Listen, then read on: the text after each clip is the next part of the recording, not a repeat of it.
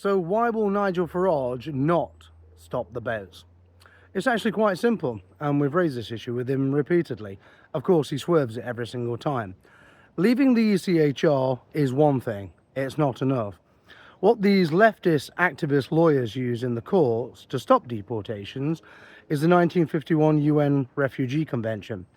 Farage does not want to leave that. He simply says in his arrogant delusion that he will attempt to renegotiate Britain's agreement with the United Nations. Don't be ridiculous. There will be no such agreement, no such a negotiation, and Farage will not even attempt it.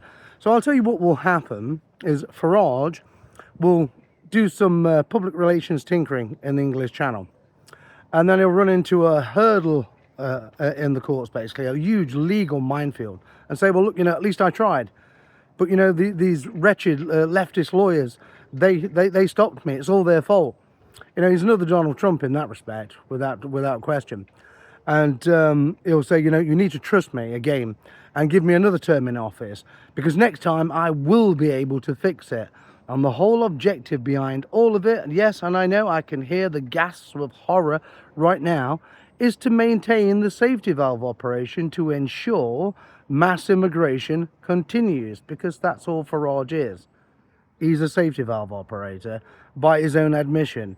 Those who don't wish to pay attention to it, well, is there anything that can be done to help them, quite frankly?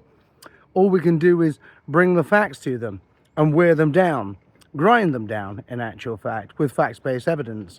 And there's plenty of it. Farage told Winston Marshall he had no intention of embarking on a policy of mass deportations. He couldn't win without Islam, he felt. He needed Islam. Certainly needs Yusuf, doesn't he? So the point I'm making is this. How do we stop the boats? Well, we stop them with an orchestrated security policy. But that has to be backed up by leaving the ECHR and all UN Refugee Conventions at exactly the same time. Anything else simply will not work. That is just fact. That is not opinion. Yeah, that is legal fact as it exists in the courts. That's the way to stop the activist lawyers, and also to cut off all legal aid funding to every single one of them, without question. And in terms of Care for Calais, which is a people trafficking organisation, that is unequivocally certain, all of them need to be arrested and prosecuted for people trafficking and imprisoned. That might sound like, oh, it's a foregone conclusion. Well, isn't that what Starmer said during Southport? Arrests will follow, convictions will follow, these people are criminals. It was a foregone conclusion. They were stitched up and framed, weren't they? Well, they made it easy for Starmer by pleading guilty, by rolling over. However, don't expect the same from Care for Calais. These are all futuristic issues. We've first of all got to win. And so what am I fighting for? Well, you can see the scenery all around me. This is rural England, or what Professor David Betts calls the nativist movement. I am a nativist. I am a nationalist. I favour mass remigration. And the reason why? Because there is no other credible solution. Farage and his clowns can come up with ridiculous ideas such as zero net, and then they changed it back to net zero immigration. One in, one out. 600,000 Brits leave the country every year to be replaced by 600,000 non-white immigrants. In what way does that stop the great replacement? It doesn't. It simply aids and abets it. It's probably a little less than what Labour's doing right now, but it's just cosmetic. There's nothing meaningful there at all, nothing significant.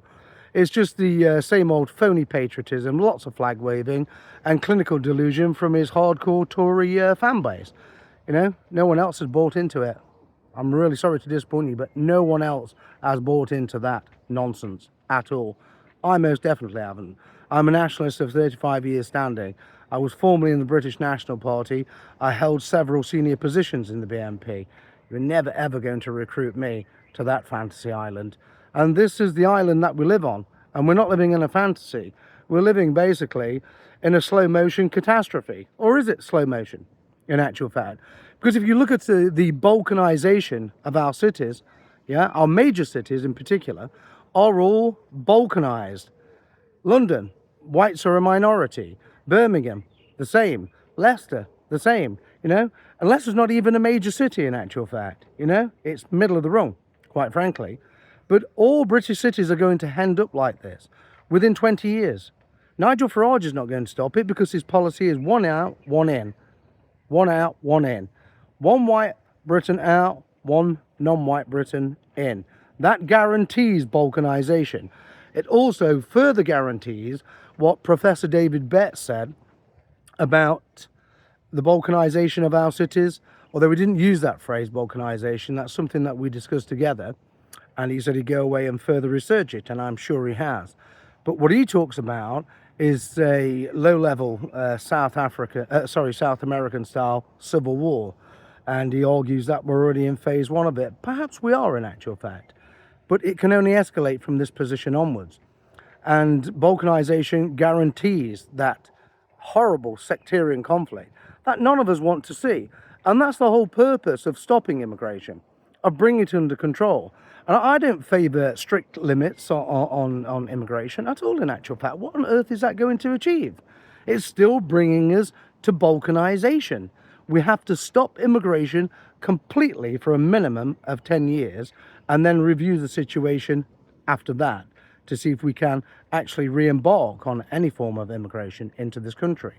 But the whole time, we have to be running a program of mass remigration, of sending these people back to their ancestral homelands or a country where they would feel more comfortable than Britain, because so many of these people very clearly hate Britain and the British. In particular, they hate the Englishness. I mean, we see it all the time on TV. The mainstream media wines and dines these anti-British haters, you know, these race-baiting grifters. You know, the TV screens are littered with them. Not that I actually watch it, in actual fact. I've got far better things to do with my time. But I see the excerpts of it on social media. But it can be stopped. But we have to work together to stop it. And those who say, oh, well, you know, remigration is unfair. Well, why is it unfair? Why should Britain be turned into a balkanised, largely non-white country? This is not integration. It's not diversity and inclusion and equity. Forget all of that leftist drivel. It's all about reducing the white population to a minority, which is replacement migration, United Nations. So anyone who's prepared to continue with the UN Migrations Compact is in favour of replacement migration, and that means Nigel Farage. And Nigel Farage is totally committed to replacement migration. However, the Homeland Party, led by Kenny Smith, which is the only credible opponent Farage has at this moment in time, although it's a much smaller organisation, is wholly committed to remigration. And it really is this simple. You either accept that the reality is remigration or balkanisation, or go and bury your head in the sand. Because if you don't vote for remigration, if you don't support it and put all of your energy and your disposable income behind it, then you will end up with balkanisation and what Professor Betts has predicted as the coming civil war. He says within 5 years. It could well be within that time frame. It could be a little longer.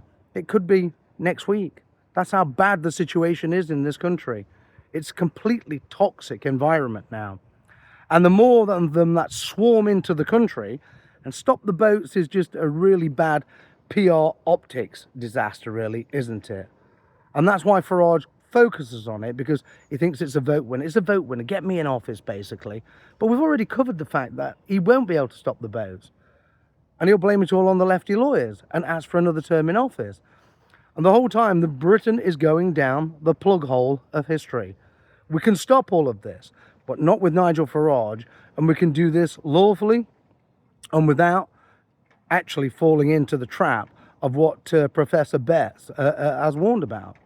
And Professor Betts is not a doom and gloom merchant. On the contrary, he's simply trying to warn people that if they don't change their way of thinking and the way of doing things, then this is the situation they're going to find themselves in. And it most definitely is coming. Absolutely, without question.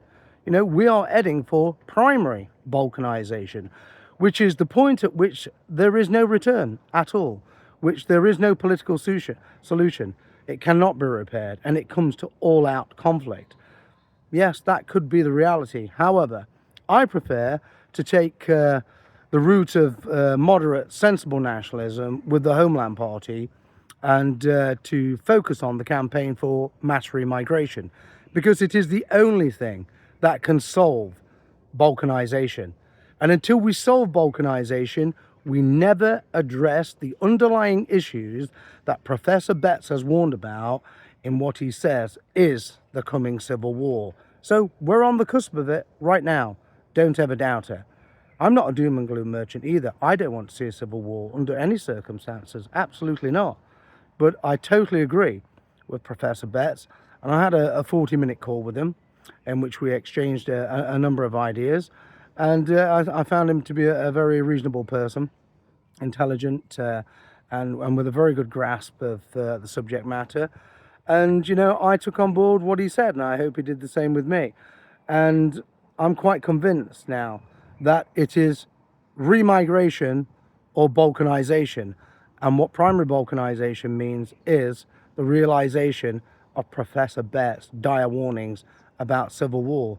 And this is why I urge you to support remigration and to kick fake Farage into the dustbin of history from whence he came and where he belongs.